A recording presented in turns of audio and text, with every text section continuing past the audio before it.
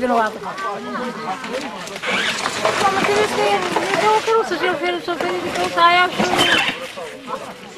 Nu știu cum s-a întâmplat, când am văzut că așa o salta mașina și după aia s-a întâlnit cu roțele în sus. Nu știu.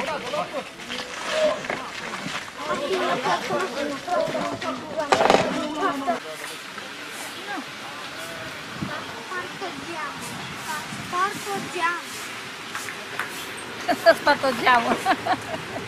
O geamă să spart.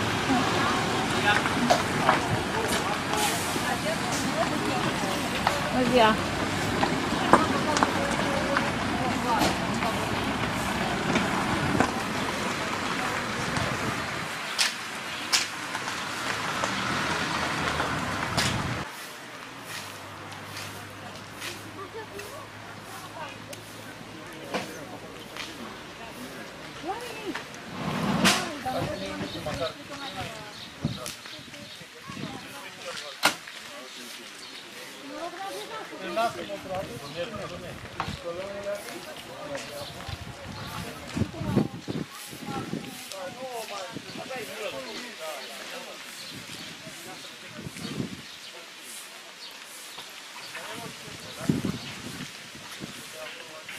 Doamne, Maica Domnului, Doamne!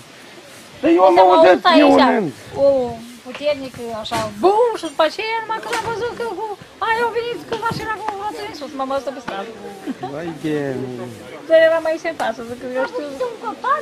Zic, ce s-a întâmplat? Chiar că dădeam cu băiețul. Zic, ce s-a întâmplat? Că numai cât am văzut aia cu roțele în sus. Parcă nu mai revin așa. Ce mai omule?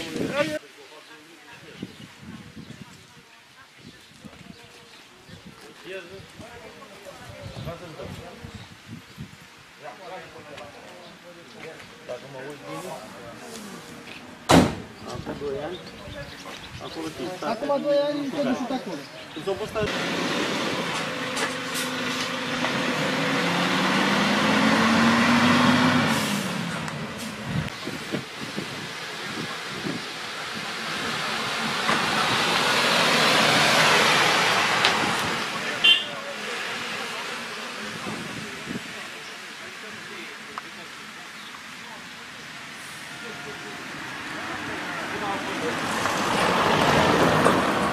Mă numesc Argint Mihai Laurențiu, veneam la Negrești și a fost o căruță înaintea mea și mi-am pierdut controlul și am intrat în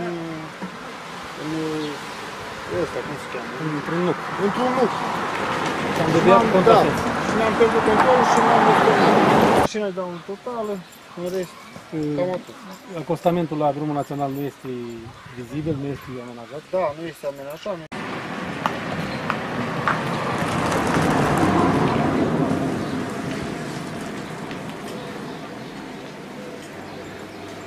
Asta este.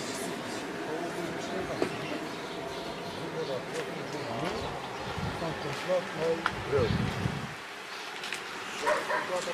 Da, greu.